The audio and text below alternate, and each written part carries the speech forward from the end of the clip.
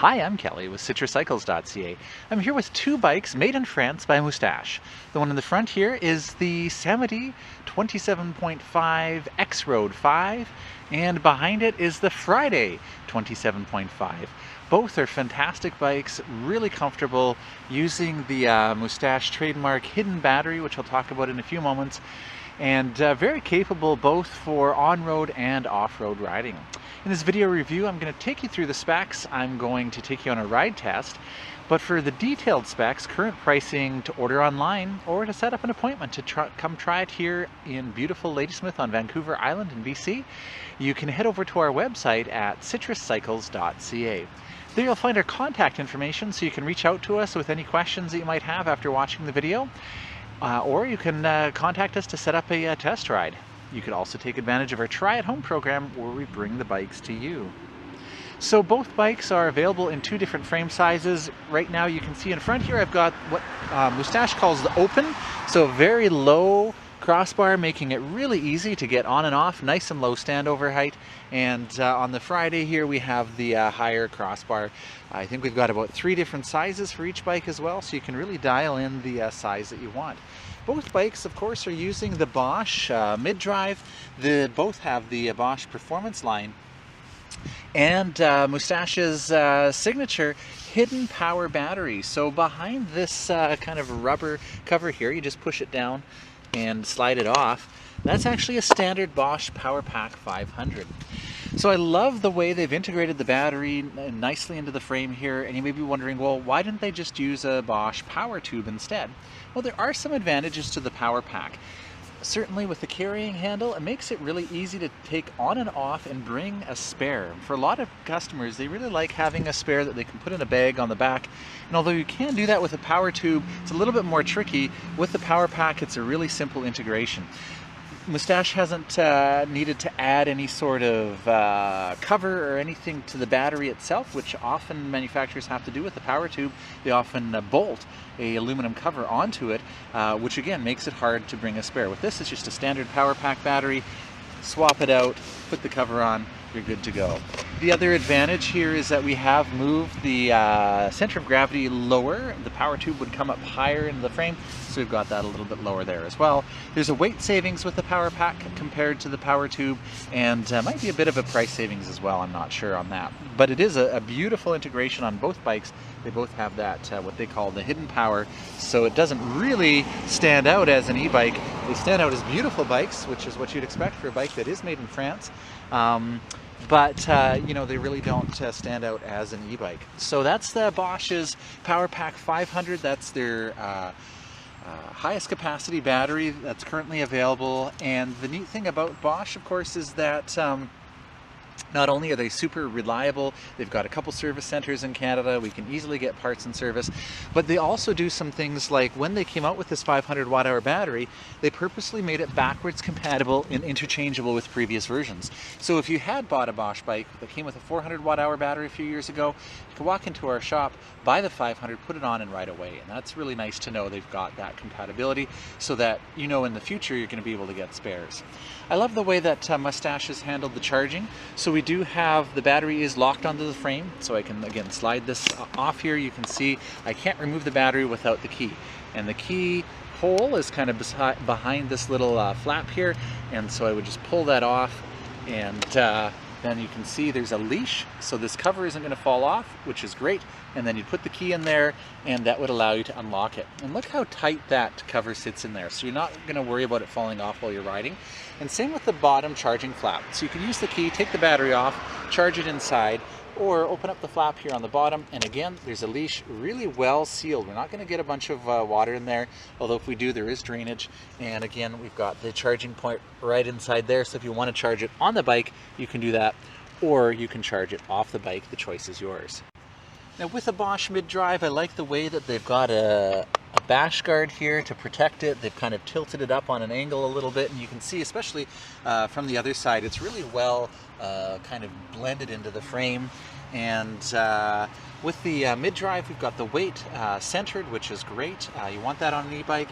You are taking advantage of your drivetrains. So we've got on both bikes, we've got an 11-speed Shimano drivetrain. So we head back over to the Samedi 27 X-Road 5, you can see we've got an 11-speed cassette here, and when we change gears at the back here, it is impacting directly on the motor because the motor is turning the chain. Now the chain is really well protected here by this full-length, beautiful looking Moustache specific chain guard. I love this chain guard, really well mounted here. A lot of times we have problems with chain guards kind of warping and bending and clacking, and this is, you know, beautifully mounted, full length. So this is the type of bike you can easily ride to work during the week. You don't have to change clothes, you don't have to worry about getting grease on it, and then hit the trails on the weekend, which is kind of what the name implies. And I'm going to talk about the differences between these two bikes in just a few moments, but maybe just go back to this idea of when you change gears, it's impacting directly on the motor, making it easier to climb hills. That's not going to happen with a hub motor, so it's one of the things I like about the mid-drive, is you change gears, makes it easier for the motor to get up the hill as well, which is going to help you fly up the hills. Speaking of hills, the performance line has 63 Newton meters of torque. Torque is what you need to get up the hills. So this is Bosch's kind of middle drive unit. It's for, you know, trekking bikes and things like that. The next step up from there is the Bosch CX drive, which might be a little bit of overkill on a bike like this, but that will give you more torque. This one here with the 63 Newton meters, still lots of torque. I have tested it out on some pretty steep hills and didn't have any problems with it. We do have a one-way clutch here on the Shimano SLX, so nice, good quality drivetrain options, which is great to see. It's going to help you climb up the hills and also get going pretty quickly on the flats. Both are very comfortable bikes. I'm going to talk about the differences in just a few moments, but we've got these beautiful kind of semi-swept back handlebars on the ride test. I love these bars, super comfortable riding position. We've got a suspension seat post on both bikes to help again with the comfort, and just a really nice, comfortable upright riding position. Both bikes have these fantastic Moustache mud guards. So they are custom made by Moustache. Sorry, switching between the French and English here. They are tubular, so I don't know if you can see the camera in there, but basically this is actually a tubular design. So really, really rigid. Even though they're aluminum, they're not noisy. Really well connected aluminum chainstay or fender stay here to connect to the fork, and really well connected at the back as well. We've got the light built into the rear fender, which is really cool, and the wiring is actually running through the fender itself into the drive unit down at the bottom there. It's a beautiful integration, super solid, super stable. Just love those fenders. I can't say enough about them. So the rear light there is running off of the main battery, so when I turn the bike on, I can turn my lights on, and that's going to activate both this really really bright front light here, and also the rear light as well. And it's nice having that built in and running off your main battery. You're not going to have to worry about remembering to charge it or bring them along. They're always there for you. And you know, I would always ride with my lights on. It's going to make you a lot safer.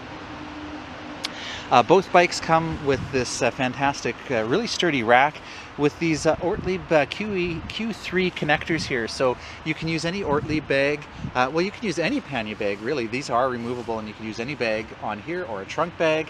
But you could also use a Moustache specific one, so that you can see this just kind of lifts up, and you can see the kind of little mounting points there and at the top here, so that you basically just kind of pivot it on the bottom and then pivot it onto the top, and really easy to get on and off on the bike.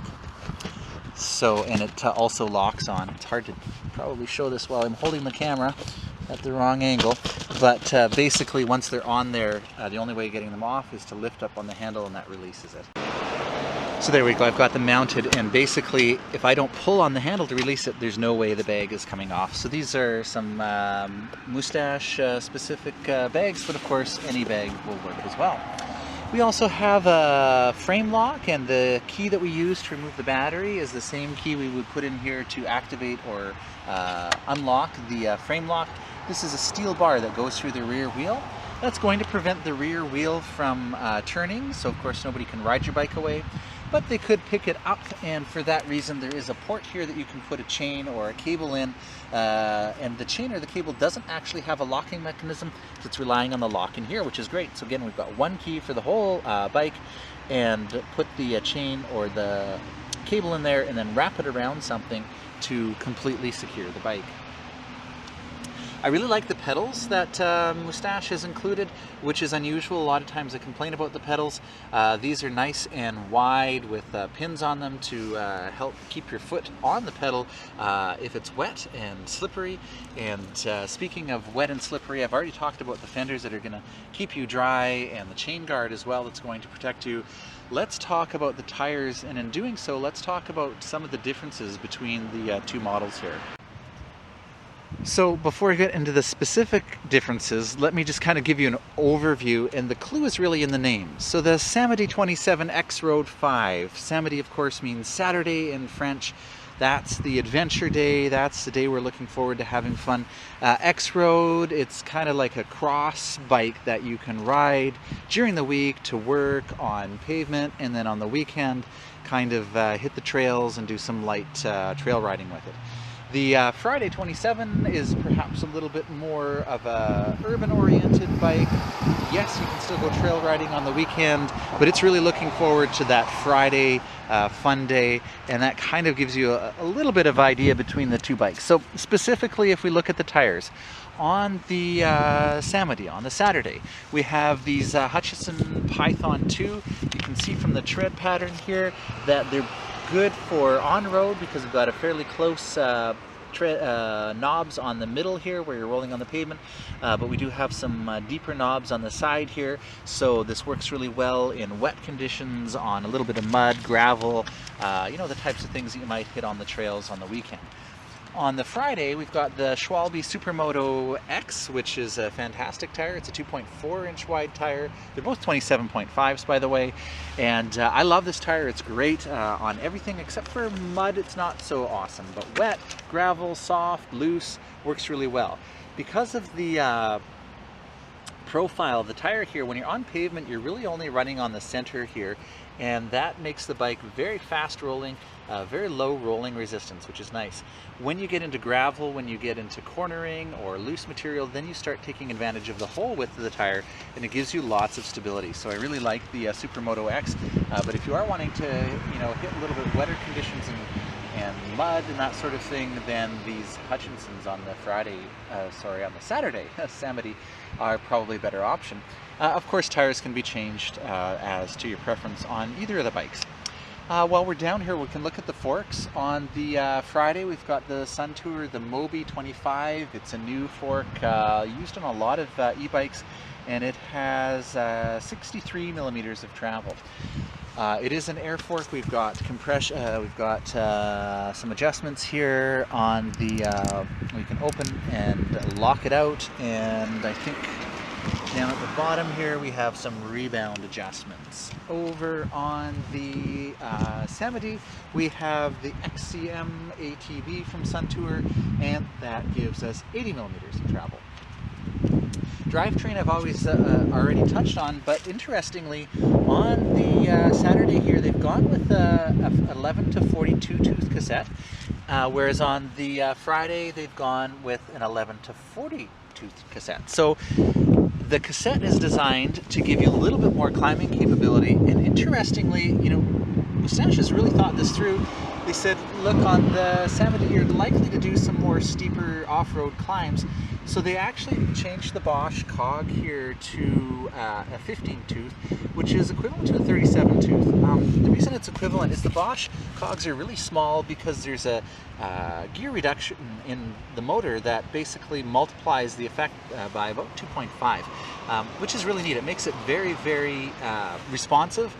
So the Bosch system is sensing your torque, that is how hard you're pedaling, your cadence, that is how quickly your legs are spinning, and the speed of the bike, 1,000 times per second. So it's basically reading your mind and matching that power accordingly. So super responsive. As soon as you put some force on the pedals, you get the assistance. A lot of times I get people ask me, okay, does it have a throttle? It does not have a throttle, no. In a lot of jurisdictions, that's not legal.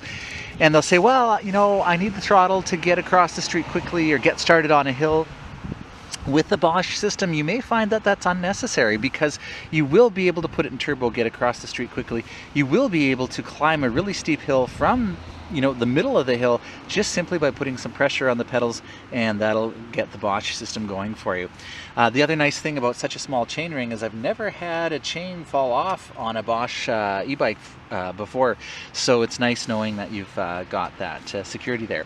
So on the Samedi, the Saturday, they've gone with a smaller chainring, which is going to give you a better gear ratio for climbing hills, whereas on the Friday they've gone with a slightly larger one. It is a 17 tooth, which is equivalent of a 42 tooth, and so that larger cog on the front is going to let you go faster on flats and isn't going to quite give you as much power for climbing. A couple other little differences. We've got a Selle Royale Shadow Plus saddle on the Samedi, and on the Friday we've got this beautiful Brooks leather saddle. Of course, at first it's going to feel pretty hard because it's leather, but because it's leather, after a few hundred kilometers, this is going to break in, it's going to soften up, and it's going to basically conform to your body shape. So it'll be your personal saddle. I do love the Brooks saddles. It looks beautiful on that bike. The other interesting thing with the Friday is, assuming you're riding this to work or needing to store it in your house, the cool thing is they've got this quick release on the stem here. You push this in, lift this up, and then you can actually spin the handlebars parallel to the frame so that the bike takes up less room in your office or in your apartment or in your home or garage or wherever you're needing to do that. So that's pretty cool. Just a really neat quick release system there. I think they call it a quick park system. So those are the main differences between the bikes. Of course, they both have the Shimano hydraulic disc brakes, very responsive, lots of modulation. That's something you want to see on an e-bike. You do want to make sure that you're able to stop very quickly. Lights are a little bit different on the two bikes. You can see we've got on the Samedi, we've got the light down here, and on the Friday we've actually got a Supernova, really nice light up front here mounted to the Intuvia display holder. Both bikes are using that Bosch Intuvia display, so if I turn that on for you, I can take you quickly through how that all works. And basically the battery right now is very low on this bike. We've got 1 out of 5 bars, a current speed, a current level of assistance, and a trip computer down here. Now the display is removable, which is great, and it still works when it's off the display if you want to check your stats. And put the display back on. That means we could also replace this with a Kobi if we wanted to. That's C-O-B-I. That allows you to use your smartphone instead of the Intuvia display to control the bike, and you can control your smartphone through the remote here, so you don't have to touch the screen on your phone doll, which is really cool. You can find the video review of that on our website. The other nice thing about the Intuvia display is there is a USB port over here, and that actually allows you to charge USB devices from the power through the bike. So you can see with the trip information down here, I can cycle through that with the I button on the remote, or on the display, or on the remote over here. So as I cycle through that, you'll see some interesting stats. You've got the clock, you've got your maximum speed, average speed, trip time, range, which I'll come back to, and your odometer, and then back to the trip distance. All of those things can be reset at any time. We come back over to the Samedi here, turn it on, and show you. This is when I was just riding. We can reset everything by pressing and holding the reset button. So I'll reset my maximum speed, it's 50.8, and then everything else gets reset once I reset, say, the average speed, trip time, and the trip distance are all reset at the same time, whereas the average speed is reset independently. So this battery is probably somewhere between 80 to 100% full, and it's saying for the range right now on off, obviously I can go as far as I want. If I press the plus here on the remote to move up to Eco, which is the first level of assistance, it's saying with approximately 80% charge, I can still go 97 kilometers.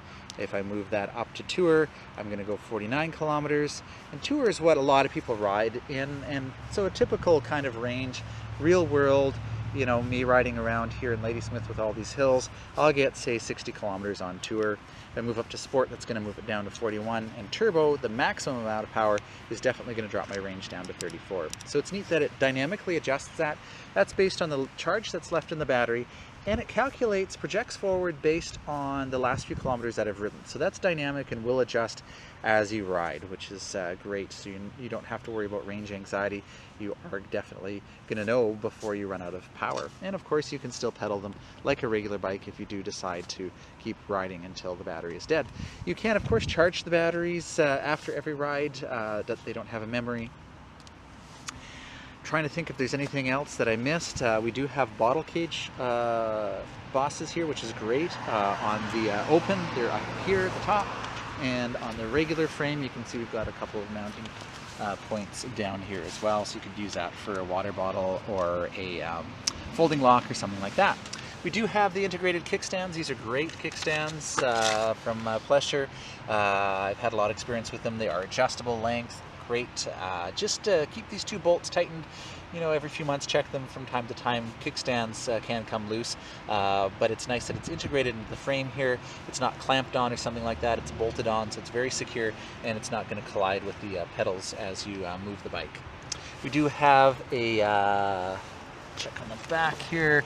Looks like that actually is a through axle for the rear, and we've got a through axle on the front as well, which is great. Makes it nice and sturdy. Both on that's on the Friday. On the Saturday we do have a dropout on the front here with a quick release, and on the back we do have a dropout as well. So that's another interesting difference between the two bikes. For the rest of the detailed specs, you can, or if you have any questions, if there is anything I missed, you can head over to our website at citruscycles.ca. This bike has a really comfortable riding position. I really like, I don't normally like swept back handlebars because I feel like I don't have as much control over the bike. And since this is a bike that you might want to take a little bit of off-roading, you do want that control, and I have to say they've really got this right. I feel I'm upright, I'm comfortable, but I'm also, oddly enough, maybe it's just geometry of the bike, I'm close enough to the bars, to the front wheel, that I have a lot of leverage, I have a lot of control. I can ride fairly aggressively and still control the bike. So, but at the same time, it's really comfortable. I really like these bars. They've done a great job with that. It's a fast bike, no problem. And I'm just on tour, the second level of assistance, and heading up that little bit of a hill, getting up to speed on the road, even up a hill, no problem. Tires seem to roll really well, which is nice.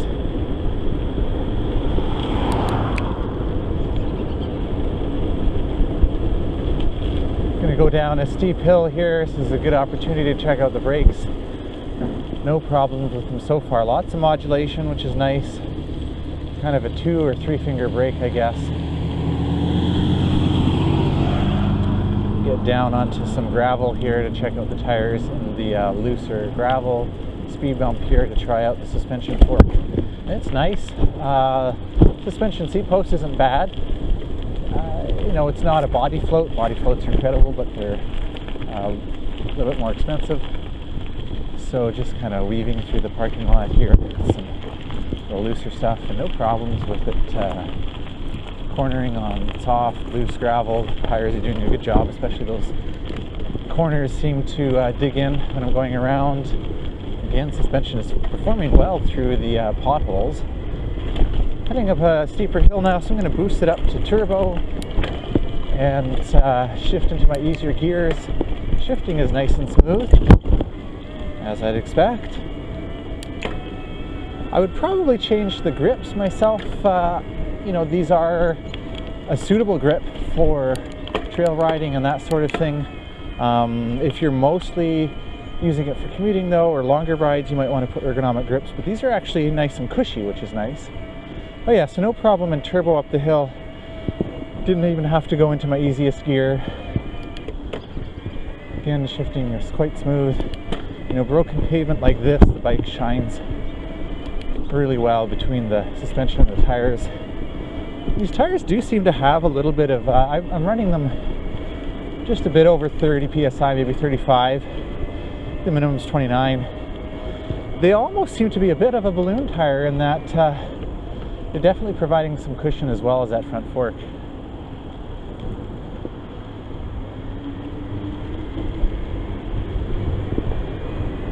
So this is the Samedi 27X road that I'm trying right now.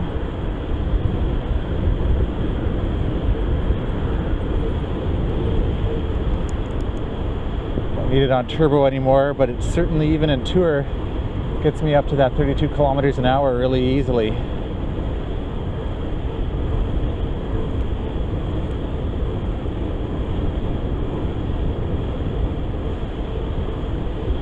The bike feels light, riding it, very nimble, and just, it's a lot of fun. It tracks really well, it's going where I want it to. Checking out the gearing here.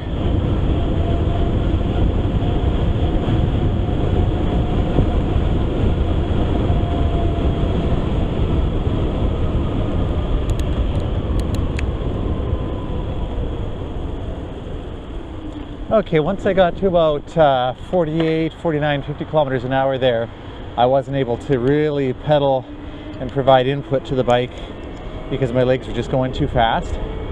So it's definitely geared. I mean, most people aren't trying to pedal along at 50 kilometers an hour, but on this particular bike, you know, they have focused on gearing it more towards climbing. So I put it in turbo and climbing this hill, and according to my display here, I'm hitting 25. I'm not sure what the GPS will show.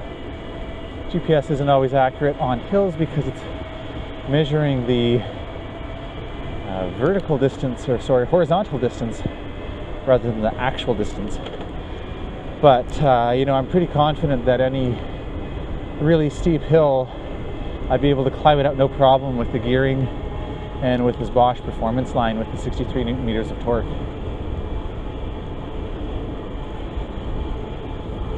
Yeah, great bike.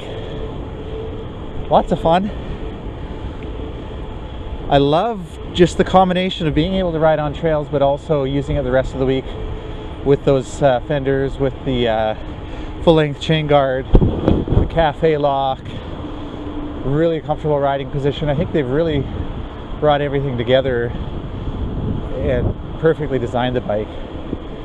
If you have any questions, you want to come try it, you can also order online, find the current pricing all on our website at citruscycles.ca.